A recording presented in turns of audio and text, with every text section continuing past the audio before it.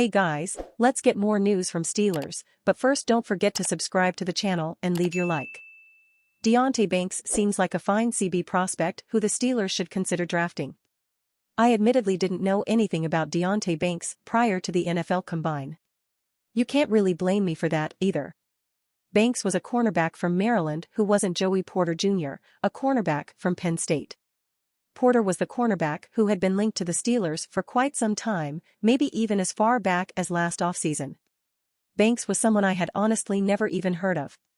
But that all changed after the Combine when I learned that Banks turned in a time of 4.35 in the 40-yard dash. Obviously, there's more to playing cornerback in the NFL than just blazing speed. If that were the case, Banks would probably be a top 5 prospect.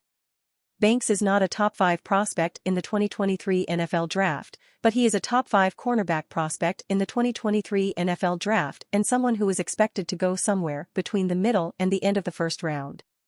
That puts Banks in the wheelhouse of the Steelers, a team that will be picking 17th on the evening of April 27th. Banks's combined performance put him on the radar of several NFL teams, and the fans of those teams began to learn about him rather quickly. Banks is obviously fast enough, as evidenced by his 40 time.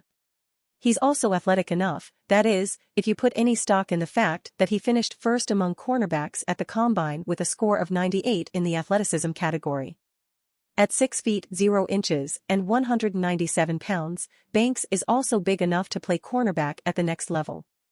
If you watch his highlights, I believe this is what the cool kids call his tape. Banks is a very physical cornerback who is good in man-to-man and press coverage, things that physical corners are known for.